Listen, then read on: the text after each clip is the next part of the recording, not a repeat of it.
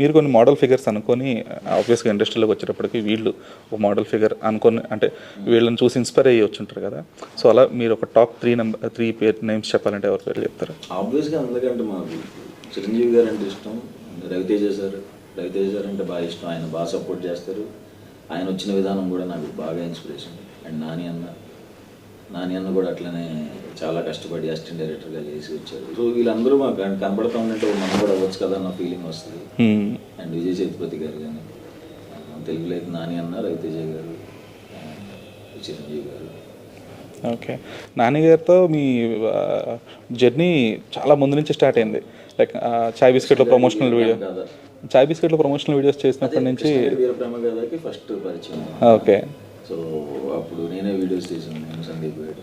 ప్రేమ ఒక చట్నీ అని ఒకటి చేసినట్టున్నారు.